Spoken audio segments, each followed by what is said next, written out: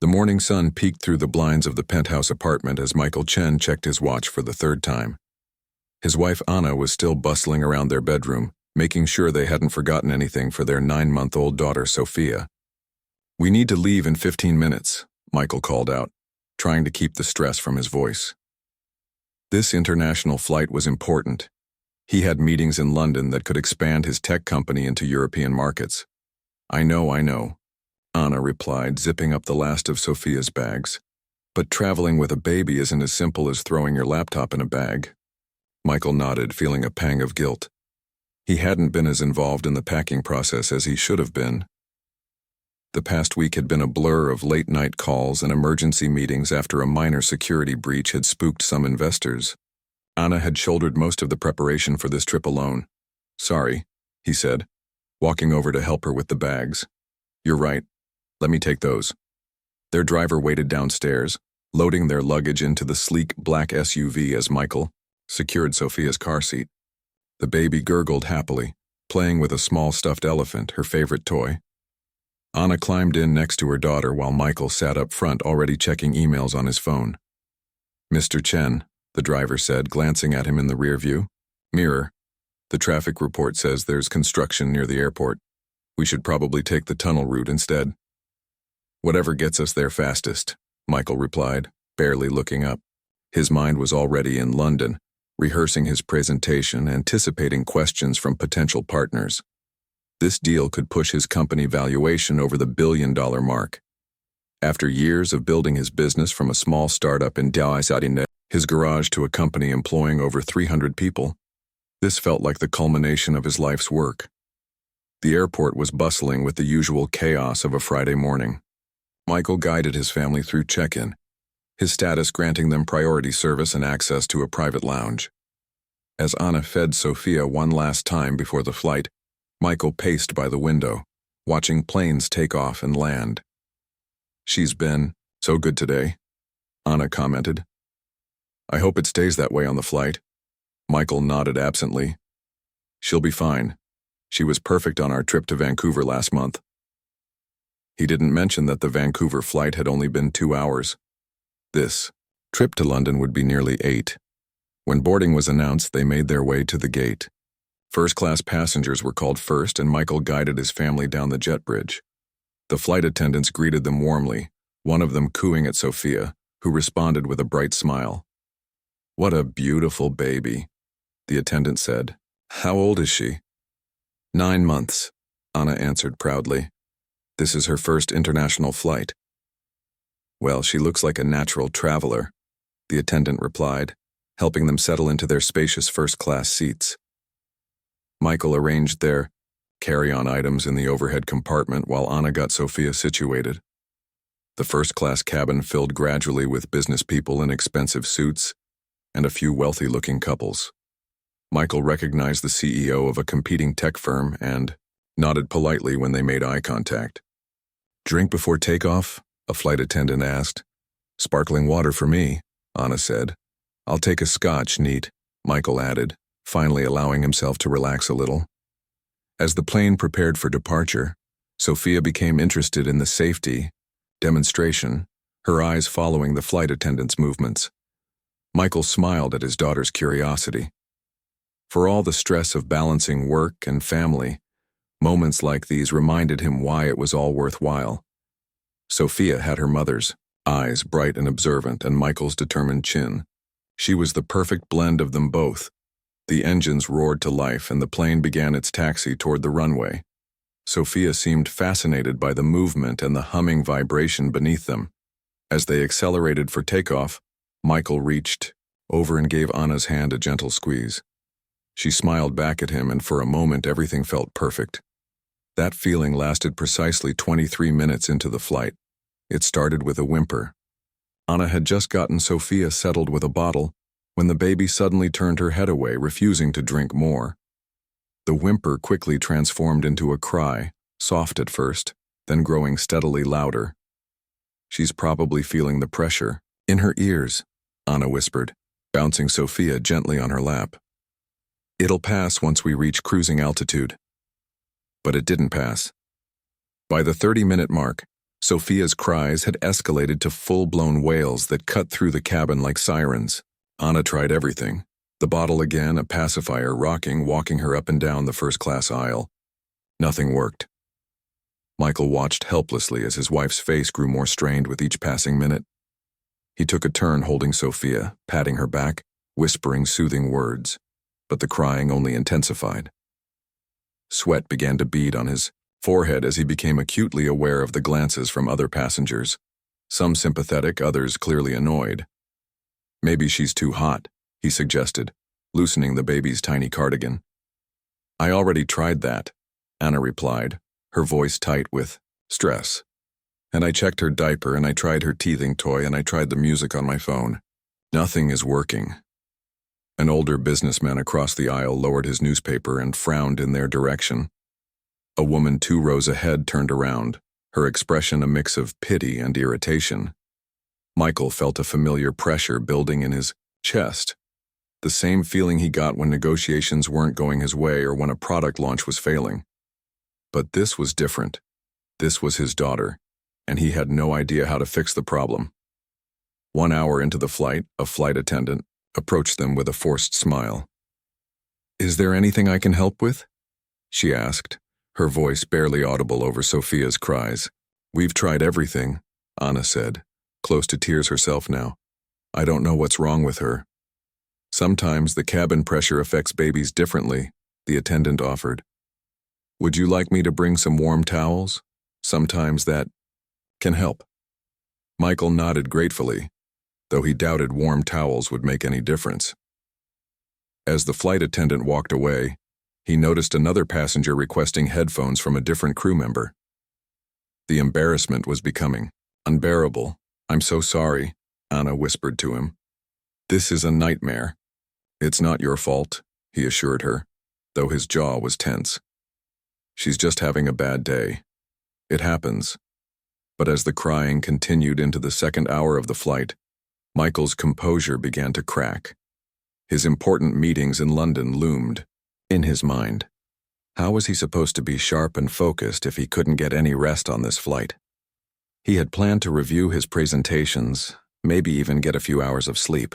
Now all he could focus on was the piercing sound of his daughter's distress and the increasingly hostile environment in the cabin. A woman nearby asked to be moved to a different seat. The flight attendants whispered among themselves, occasionally, glancing toward Michael's family. Even in first class, with its spacious seating and privacy, there was no escape from the situation. Sophia's cries echoed throughout the plane, likely reaching all the way to economy class. "Maybe I should take her to the back of the plane," Anna suggested desperately. "Walk her around back there." "You've been walking for an hour," Michael replied. "You need to sit down." He stood up, taking Sophia from his wife's arms. The baby's face was red from crying, her cheeks wet with tears. Michael felt a wave of helplessness wash over him. For all his success, for all his money and influence, he couldn't solve this one simple problem. He couldn't comfort his own child.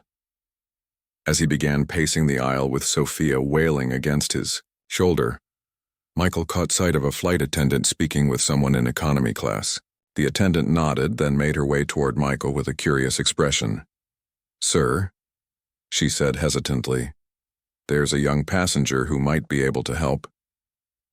In the cramped economy section of the plane, 16-year-old Darius Thompson tried to focus on the book in his hands. It was a worn paperback about music theory he'd borrowed from his school library, but the baby's cries from first class made it hard to concentrate. He'd been hearing those desperate wails for over an hour now, and like everyone else on the plane, he was fully aware of the drama unfolding at the front of the aircraft. Darius shifted in his narrow seat, stretching his long legs as much as the limited space would allow. He was tall for his age, with a lanky frame that seemed all arms and legs. His grandmother always said he was growing faster than she could feed him, though she certainly tried her best. The thought of his grandmother brought a smile to his face, despite the noise and discomfort of the flight. It had been her idea for him to apply to the International Youth Music Program in London. "Your talent is a gift," she'd told him. "Don't you dare hide it away in our little corner of the world." When the acceptance letter came with the scholarship offer, She'd cried happy tears, then immediately started planning how to get him a passport and proper clothes for the trip. A flight attendant passed by, looking frazzled as the baby's cries hit a new pitch. Darius closed his book and gently touched her arm. "Excuse me, ma'am," he said politely. The attendant paused, clearly expecting a complaint about the noise. "Yes?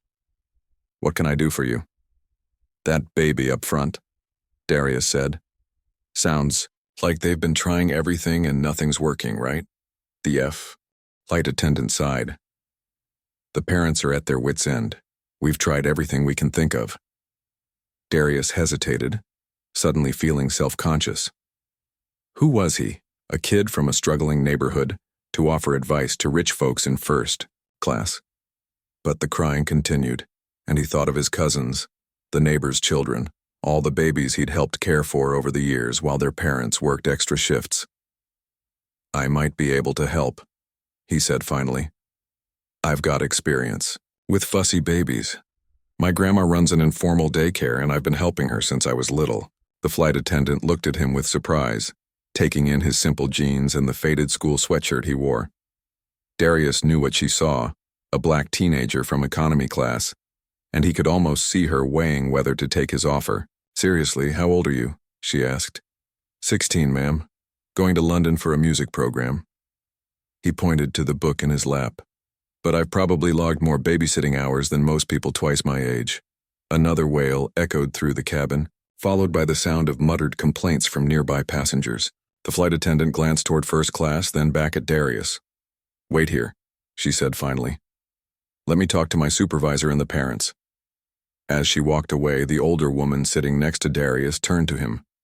She'd been pretending to sleep since takeoff, earbuds in, but clearly had been listening. "That's awfully nice of you to offer, young man," she said. "Most people your age would just complain about the noise." Darius shrugged. "Babies don't cry for no reason. They're trying to tell us something, and it sounds like that little one up there has been trying to send a message for a while now." The woman smiled. "My name's Ruth. I taught kindergarten for 40 years before retiring." "Darius," he replied, extending his hand like his grandmother had taught him. "Nice to meet you, Miss Ruth." "Where are you from, Darius?" she asked, shaking his hand firmly. "Philadelphia," he answered. "The North Side." Ruth nodded knowingly. The North Side wasn't the city's wealthiest area, to put it mildly. "And you're going to London all by yourself?" "Yes, ma'am. Got accepted to a summer music program at the Royal Academy. Full scholarship."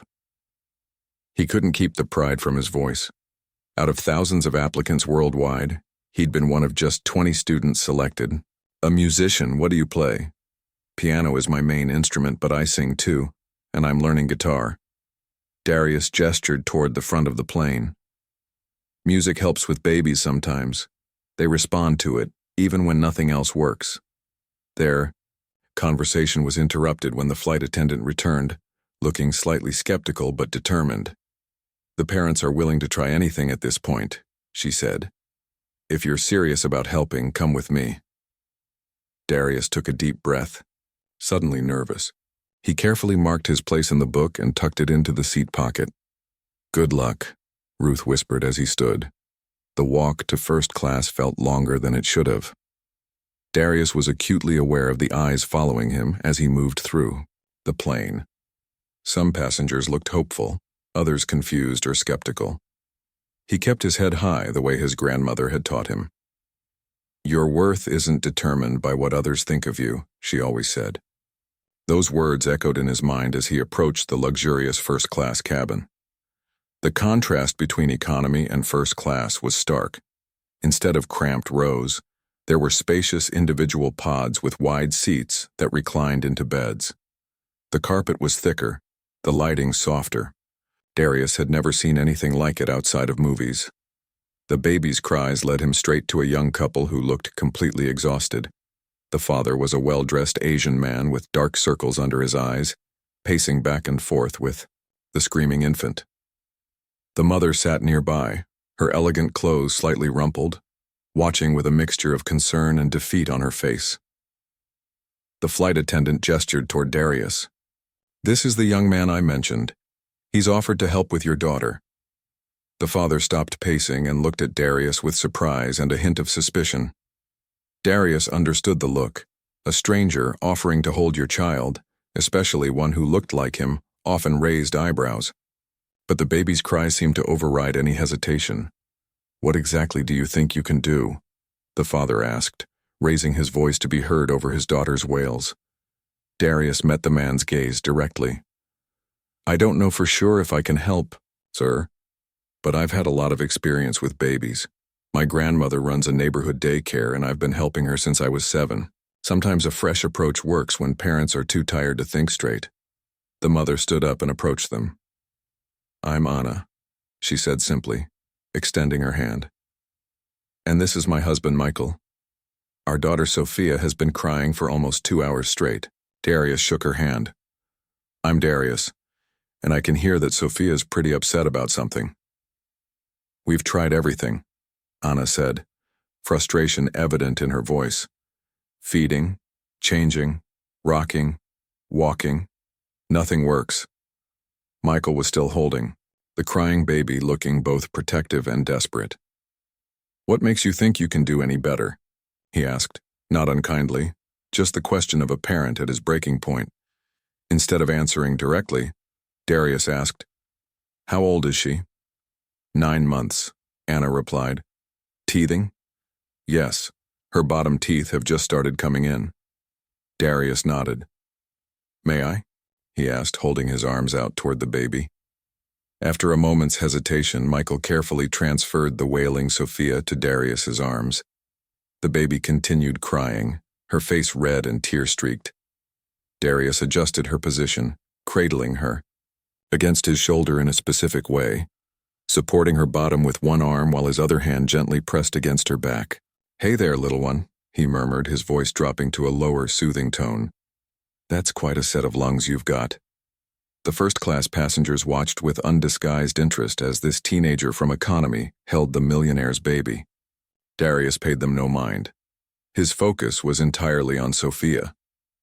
He began to walk slowly with a gentle bouncing rhythm that was almost like dancing. As he walked, he patted her back in a steady pattern, 3 quick pats, then 2 slow ones, over and over. It was a technique his grandmother had taught him, saying it mimicked heartbeats and helped babies feel secure. Sophia's cries didn't stop immediately, but Darius hadn't expected them to. He continued his rhythmic walking and patting, adding a gentle humming.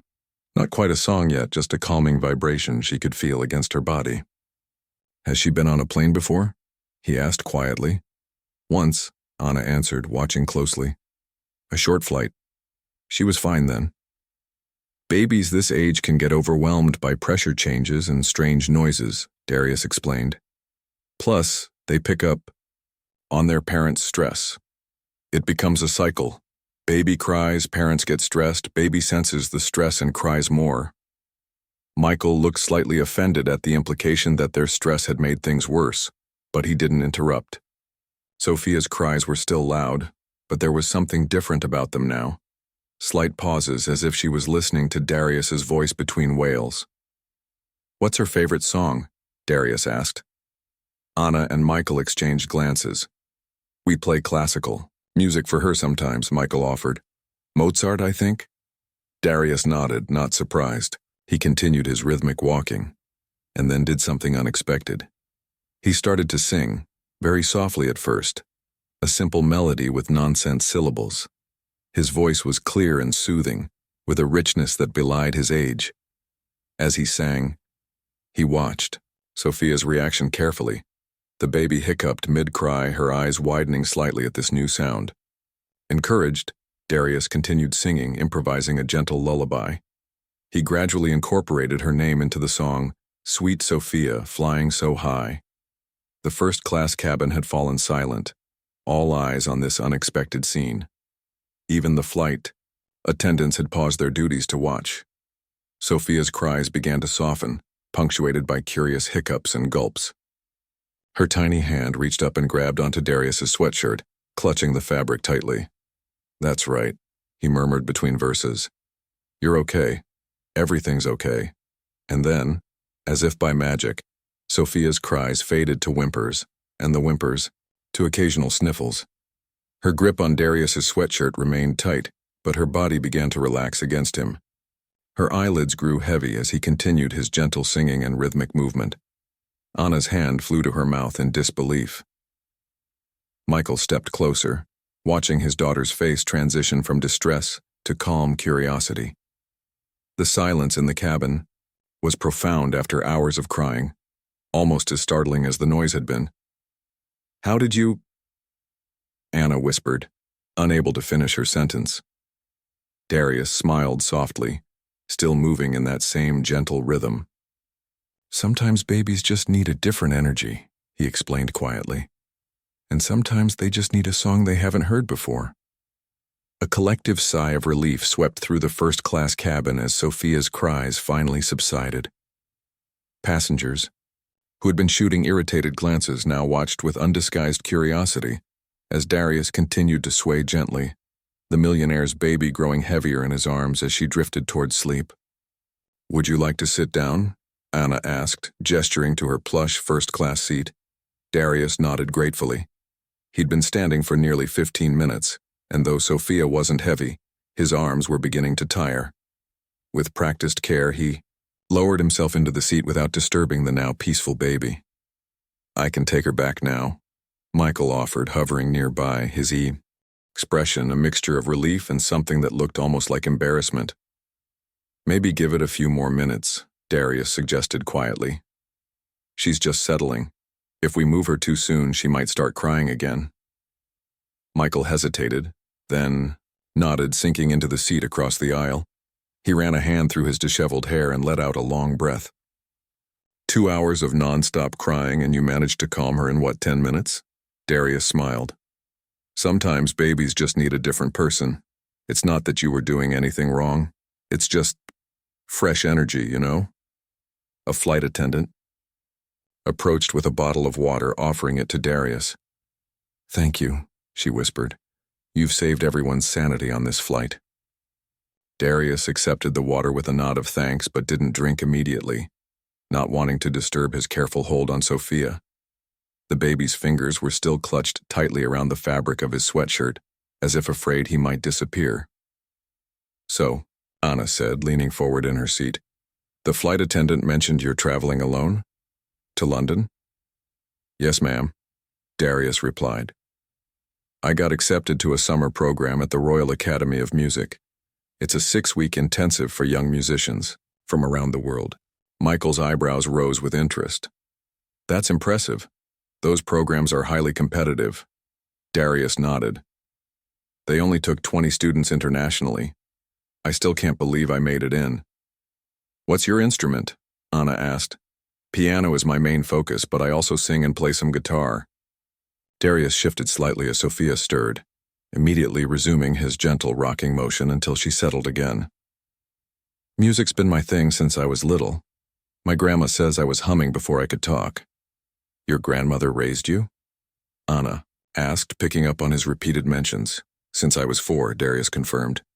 My mom passed away and my dad, well, he wasn't in the picture." Grandma stepped up. "She's amazing. Works harder than anyone I know. She runs a daycare out of our house to make ends meet, which is how I got so much practice with babies." He said this matter-of-factly, without self-pity. The Chen family exchanged glances, clearly processing this glimpse into a life so different from their own. "Is your grandmother traveling with you?"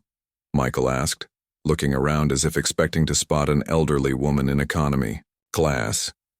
Darius shook his head. "She couldn't come. The scholarship covers my tuition and housing, but not much else. We saved up for my plane ticket, but couldn't afford 2. He didn't mention the extra shifts his grandmother had taken on, or how she'd sold her mother's antique brooch, one of the few valuable things she owned, to help pay for his passport and proper clothes for the trip. Some details were private, even in this strange moment of connection with strangers. Michael nodded slowly, studying Darius with new interest. "And you're not nervous, traveling internationally by yourself for the first time?" Darius laughed softly. "Oh, I'm terrified. But Grandma always says fear and excitement feel the same in your body. It's your mind that decides which one it is. So I'm choosing excitement. Anna smiled at this wisdom. That's a smart grandmother you have. The smartest, Darius agreed. Comfortable silence fell between them, broken only by the ambient hum of the aircraft. Sophia had fallen completely asleep now, her breath coming in deep, even puffs against Darius's chest. Her previously scrunched-up face was smooth and peaceful. Would you like something to eat? Anna offered suddenly. First-class meals are much better than what they serve in economy. Darius's stomach growled at the mention of food answering for him. He grinned, slightly embarrassed. That would be amazing if it's not too much trouble. Michael signaled a flight attendant who looked relieved to see the baby sleeping soundly. Could we get a meal for our guest, please, and perhaps a pillow? He might be here for a while. The attendant nodded, smiling warmly at Darius before heading to the galley. So tell us more about this music program, Michael said, settling back in his seat. What made you apply? My music teacher at school suggested it, Darius explained. I didn't think I had a chance, honestly, but she insisted I try. She helped me record my audition pieces and write my application. What did you play for your audition? Anna asked. Chopin's Nocturne in E-flat major and an original composition I wrote. Darius smiled at the memory. The original piece was inspired by my neighborhood, all the sounds and rhythms of city life but transformed into something beautiful. That sounds remarkable, Anna said sincerely. The flight attendant returned with a tray of food, a gourmet, pasta dish with grilled vegetables and a small chocolate mousse for dessert. She arranged it carefully on the table beside Darius, along with silverware wrapped in a cloth napkin. Thank you, Darius said, eyeing the food appreciatively.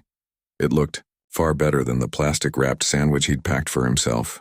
I can hold Sophia while you eat, Anna offered. Darius hesitated. She's pretty deeply asleep now. I think we can try moving her. With slow, careful movements, he transferred the sleeping baby into her mother's arms. Sophia stirred slightly but didn't wake, her little hand finally releasing its grip on Darius's sweatshirt. Anna cradled her daughter close, tears of relief shining in her eyes. Thank you, she whispered. Truly. Darius nodded, then turned his attention to the meal. He tried not to eat too quickly, mindful of his manners despite his hunger. The pasta was delicious, far better than any airplane food he'd imagined. As he ate, Michael watched him thoughtfully. What are your plans after the summer program? Will you continue studying music? Darius finished his bite before answering. That's the goal. I'm hoping to get a scholarship for college somewhere with a strong music program. Juilliard is the dream, but realistically I'd be happy with any school that can offer enough financial aid. And after college? Michael pressed. Darius shrugged. Perform if I can, teach if I need to. As long as I get to keep music in my life, I'll be happy. There was something about his simple certainty that made both Michael and Anna sit up a little straighter. In their world of complex business deals and strategic career moves, such straightforward passion seemed almost foreign. What does your grandmother think about your music career plans? Anna asked. Darius smiled. She's my biggest supporter. Always has been. She doesn't know much about classical music. She's more of a gospel and soul fan. But she never misses a recital or performance. She works extra shifts to pay for my piano lessons. His expression grew more serious. That's why this scholarship means so much. It's a chance to show her that all her sacrifices are worth it. Michael nodded slowly, a thoughtful expression on his face. The three of them fell into easy conversation as Darius finished his meal. He told them about his school, his neighborhood, his friends back home. They listened with genuine interest, asking questions that revealed their curiosity about a life so different from their own. In return, Michael shared a little about his work, how he'd built his tech company from a small startup to a major player in the industry. He was heading to London for meetings that could expand the company into European markets. That's why this flight was so important, he explained. I need to be sharp for these meetings. when Sophia wouldn't stop crying. He trailed off, glancing at his now peaceful daughter. "You must have been pretty stressed," Darius observed without judgment. "I was," Michael admitted, "and I'm ashamed to say I was more worried about my meetings than about why she was so upset." "You're being too hard on yourself," Darius said. "Babies cry, it happens, and you clearly care about her a lot." Anna smiled gratefully at this generous interpretation. She had been gently rocking Sophia, who remained blissfully asleep. "Would you like to come back to your seat for a while? Get some rest?" Darius checked his watch. They still had several hours of flight time left. "Actually, if it's okay with you, I should probably head back to economy. The woman next to me, Ms. Ruth, might be wondering what happened to me." "Of course," Anna said, though she looked slightly disappointed. "But please feel free to come visit again during the flight." Michael seemed to be contemplating something. He exchanged a glance with his wife, who nodded slightly as if confirming a silent communication. "Darius," Michael said, "would you consider moving to first class for the remainder of the flight? As our guest, of course." Darius blinked in surprise. "Really? But don't those seats cost thousands of dollars?" Michael waved away this concern. "Consider it a thank you for saving our sanity and everyone else's on this plane. I just need to get my backpack from economy," Darius said, stunned by the offer. "And tell Ms. Ruth where I'm going. I'll have a flight attendant help you," Michael said, pressing the call button. When the attendant arrived, he explained the situation. She smiled broadly. "I'll arrange it immediately, sir." As Darius stood to follow her back to economy class, he glanced at the sleeping Sophia one last time. "If she wakes up fussy again, just come get me." "We will," Anna promised. "And Darius? Thank you again." He smiled, suddenly feeling shy under their grateful gazes. "It was nothing, really, just something my grandma taught me." But as he followed the flight attendant through the cabin, Darius could sense that something significant had shifted. This flight, which had started as simply the first leg of his journey to a summer music program, had somehow become something more. A connection he couldn't have anticipated. A moment that felt strangely like fate. Behind him, the millionaire and his wife watched him go, their expressions thoughtful as they cradled their peacefully sleeping daughter.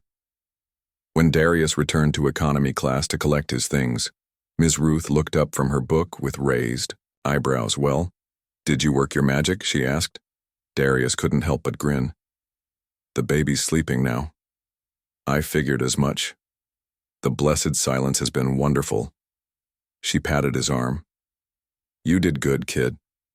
"Actually," Darius said, still sounding a bit shocked himself, "they've invited me to sit in first class for the rest of the flight." Ms. Ruth's eyes widened. "No kidding?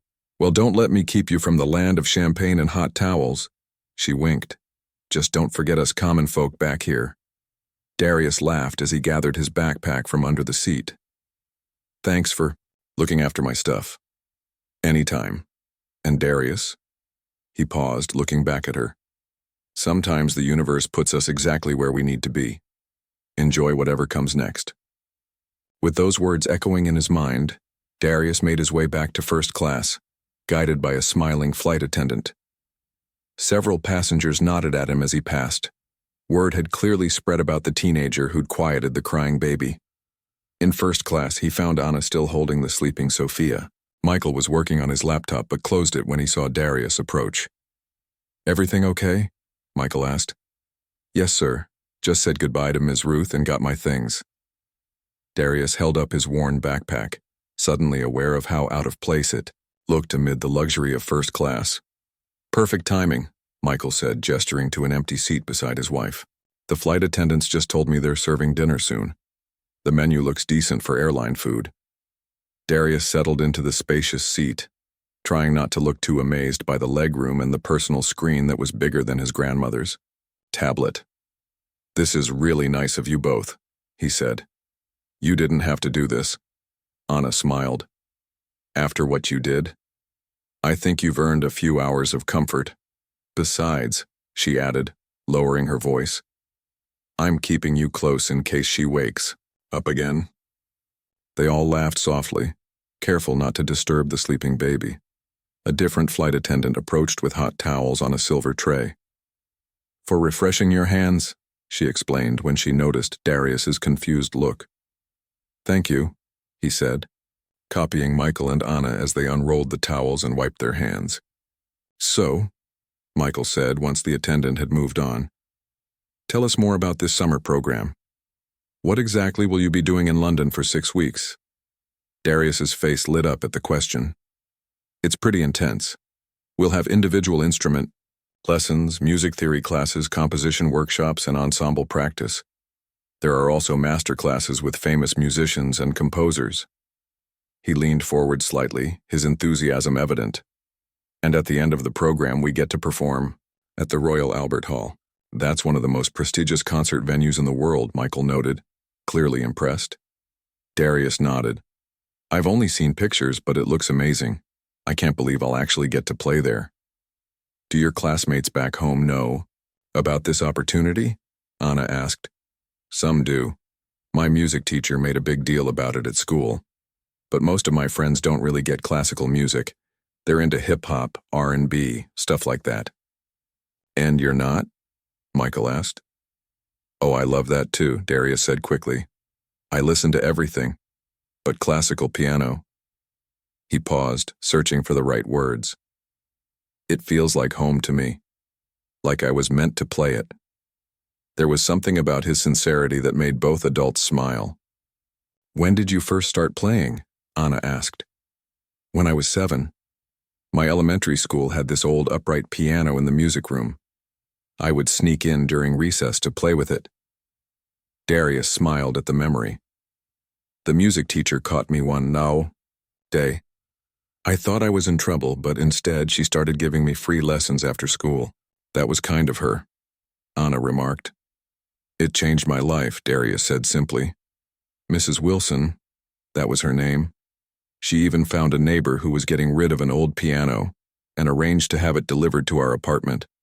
It wasn't anything fancy and a few of the keys stuck, but it was mine to practice on." The flight attendants began serving dinner then, rolling elegant carts down the aisle. The first-class meal service was elaborate compared to the plastic-wrapped sandwich Darius had packed for himself. They placed white tablecloths over the tray tables and served multi-course meals on real china with metal utensils.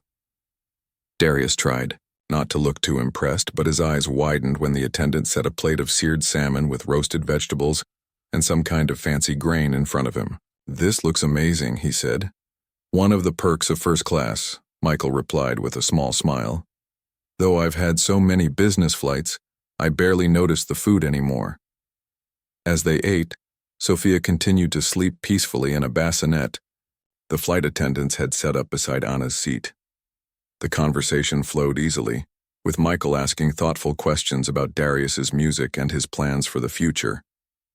"So after this summer program, what's next for you?" Michael asked as they finished their meals. "Senior year of high school," Darius replied. "Then hopefully college with a good music program, if I can get enough scholarship money."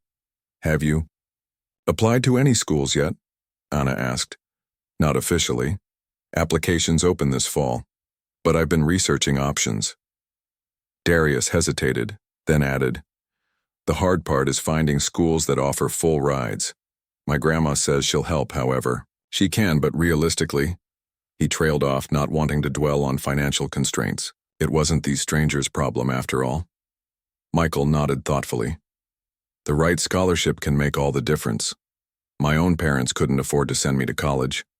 I was lucky enough to get a full academic scholarship." Darius looked at Michael with new interest. "Really? I guess I assumed you always had." He gestured vaguely at their surroundings. "All this?" Michael laughed. "Hardly. My parents were immigrants who worked in restaurants. We lived in a one-bedroom apartment, all 4 of us. I slept on a pull-out couch in the living room until I left for college." "I had no idea," Darius said, genuinely surprised. "Most people don't," Michael replied with a shrug. "It's easier to assume people who have success now have always had it easy." The conversation paused as flight attendants cleared their dinner plates and offered coffee or tea. Darius accepted a cup of hot tea with honey, something his grandmother always made when he was practicing late. "What about you?" he asked Anna. Did you always want to be?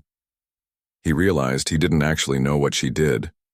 I'm sorry, what is your job? Anna smiled.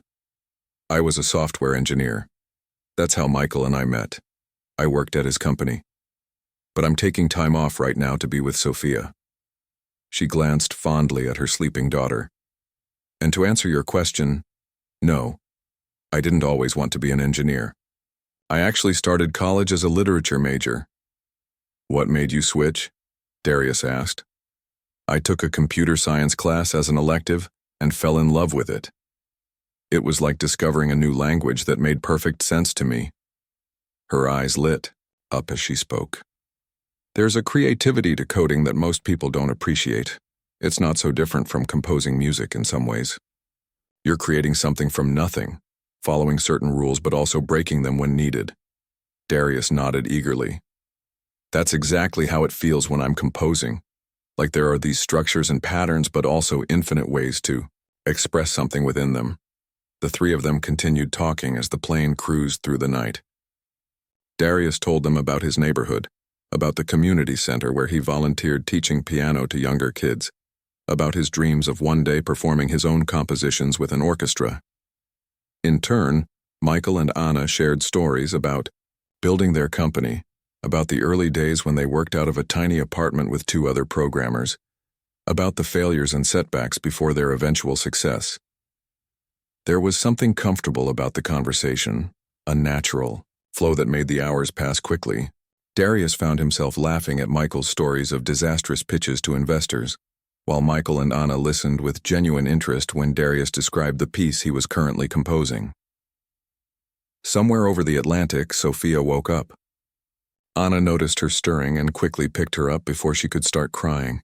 The baby blinked sleepily, looking around the cabin with curious eyes. Hello, sleepyhead, Anna murmured, kissing her daughter's forehead. Sophia gurgled in response, then caught sight of Darius. Her face lit up with a toothless smile, surprising everyone. Well, look at that, Michael said. She remembers you. Darius grinned back at the baby. Hey there, little one, had a good nap, huh? Sophia reached out her tiny hands toward him, opening and closing her fists in a clear request. Anna laughed.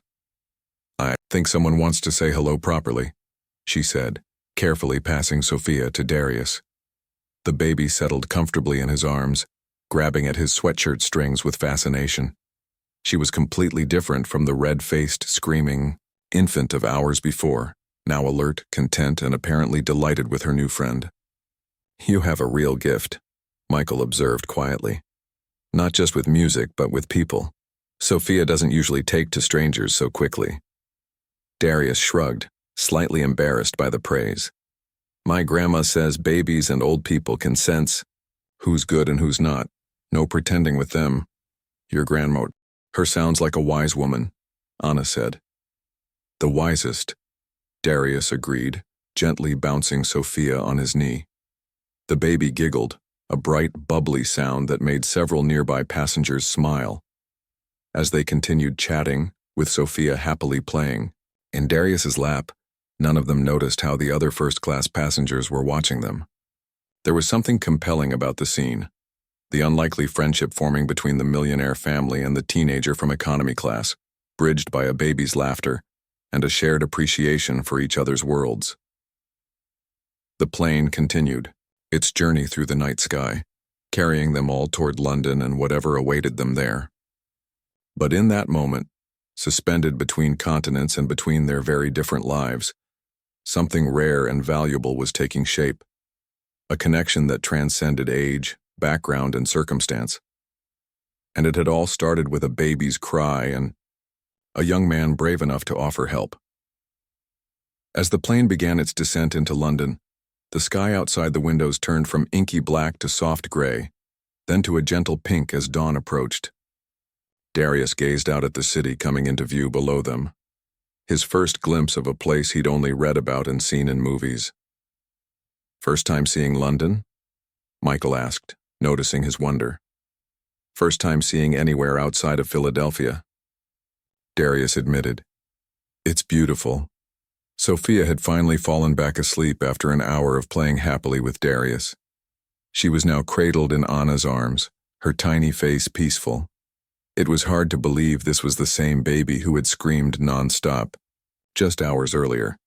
"Do you have someone meeting you at the airport?" Anna asked, adjusting Sophia's blanket. Darius shook his head. "The program sent instructions. I'm supposed to take the tube, that's what they call the subway, right? To a station near the academy, and then walk to the student housing." Michael and Anna exchanged glances. "That's quite a journey for your first time in a new country," Michael said carefully. "Especially after a long flight." Darius shrugged. "I'll figure it out. I'm pretty good with maps and directions." The plane dipped lower, and the flight attendants moved through the cabin, checking that seatbelts were fastened and tray tables stowed. The captain's voice came over the speakers announcing their imminent landing at Heathrow Airport and the local time, 6:45 a.m. "Is someone from the program meeting the students at the housing?" Anna asked. "I think so. The welcome meeting isn't until 2 p.m. though, so I've got some time to get settled." The plane touched down with a slight bump, then taxied toward the terminal. Darius felt a mix of excitement and nerves fluttering in his stomach. He was really here, in London, about to embark on this incredible opportunity. He wished his grandmother could see it. As if reading his thoughts, Michael asked, "Will you call your grandmother when we land?" "Definitely," Darius replied. "She made me promise to call as soon as we touch down, no matter what time it is back home. She must be very proud of you," Anna said warmly. "She is." Darius smiled. "She tells everybody who comes through her door about the program. I'm pretty sure the mail carrier and the grocery delivery guy know my whole life story by now." As the plane pulled up to the gate, passengers began gathering their belongings. Darius felt a strange reluctance to say goodbye to Michael, Anna, and Sophia. Their unexpected connection had made the long flight not just bearable but actually enjoyable. "I should head back to economy to get off with my group," he said, standing up and slinging his backpack over his shoulder. "Actually," Michael said, "first-class passengers get to disembark first. You're with us now, remember?" Darius blinked in surprise. "Right, I forgot." Anna stood carefully with the sleeping Sophia. "And we insist on giving you a ride to your student housing. It's the least we can do." "Oh, that's really nice of you, but you don't have to." Michael cut him off with a gentle hand on his shoulder. "We want to, Darius. Please let us do this. For you." There was something in Michael's expression that told Darius this was about more than just a ride. The older man seemed to have made some kind of decision during their time together, though Darius couldn't guess what it might be. "Okay," Darius agreed. "Thank you." As predicted, first-class passengers were invited to disembark before anyone else. Darius followed the Chen family through the jet bridge and into Heathrow Airport, taking in the bustling international terminal with wide eyes. Everything seemed sleek and modern, with signs in multiple languages and travelers from all over the world moving in every direction. They breezed through a special line for passport control, where Darius presented his newly issued passport. The border agent asked him a few questions about his purpose in the UK, and Darius explained about the Royal Academy program, showing the acceptance letter he'd carefully stored in his passport holder. "Enjoy your stay, young man," the agent said, stamping his passport and handing it back. After collecting their luggage, Darius's single well-worn suitcase looking modest next to the Chen family's matching set of designer bags, they headed toward the exit. "Our driver should be waiting," Michael explained, checking his phone. "Yes, he's outside now." Sure enough, a tall man in a suit stood near the arrival doors holding a sign with Chen printed on it. He greeted Michael with a respectful nod and took charge of their luggage, leading them to a gleaming black car waiting at the curb. Darius hesitated before climbing into the luxurious vehicle, feeling oddly out of place despite the hours he'd spent in first class. This world of drivers and special lines and VIP treatment was so far removed from his everyday life in Philadelphia. As they settled into the car, Sophia woke up and immediately spotted Darius. She gave him a gummy smile and reached for him, nearly launching herself out of Anna's arms. "Well, good morning to you too," Darius laughed, accepting the squirming baby. Sophia patted his face with her tiny hands, seeming delighted to see him. Again. She really has taken a shine to you, Anna observed, smiling at her daughter's antics. The driver pulled away from the curb, merging smoothly into the early morning London traffic. Darius gazed out the window, taking in the unfamiliar architecture and the cars driving on the wrong side of the road. "So," Michael said after a few minutes of comfortable silence, "I've been thinking." Something in his tone made Darius look up from Sophia's game of patty cake. "About what?" he asked. Michael glanced at Anna, who nodded encouragingly. "About you, actually. About your talent, your drive, and your future." Darius shifted uncomfortably, not sure where this was heading. "I was serious about what I told you on the plane," Michael continued. "I came from a background not so different from yours, and I know firsthand how hard it is to break into elite spaces when you don't have money or connections." "I'm doing okay," Darius said, a touch of defensiveness in his voice. "The scholarship to this summer program is incredibly impressive," Michael finished for him, "and exactly why I want to help you take the next step." "What do you mean?" Michael leaned forward, his expression earnest. "I want to establish a scholarship fund for you, Darius, to cover your college education at whatever music program accepts you. Full tuition, room and board, books, travel, everything." Darius stared at him, certain he'd misheard. "You... what?" "We want to fund your education," Anna repeated, smiling at his shock. "No strings attached. Just an investment in your future." Darius's mind raced. This couldn't be real. People didn't just offer to pay for a stranger's college education after meeting them on a plane. "But why? You barely know me." Michael's expression softened. "Sometimes you don't need to know someone for years to recognize something special in them. You have an extraordinary gift, Darius, not just for music, but for connecting with people." He gestured toward Sophia, who was contentedly playing with the strings of Darius's hoodie. "My company has a foundation that supports educational initiatives. This would be a perfect fit for our mission." "I don't know what to say," Darius managed, his voice thick with emotion. "You don't have to say anything right now," Anna assured him. "Take some time to think about it. Talk to your grandmother." "She won't believe it," Darius said, still stunned. "I'm not sure I believe it." The car turned onto a quieter street lined with stately old buildings. Ahead, Darius could see a sign for the Royal Academy of Music, and nearby, a modern building that must be the student housing. "This looks like your stop," Michael said, as the driver pulled up to the curb. Darius gazed out at what would be his home for the next 6 weeks, then back at the family who had completely upended his expectations in the span of a single flight. "I don't know how to thank you," he said simply. "For the ride, for first class, and for the offer. It's incredible." "We should be thanking you," Anna replied.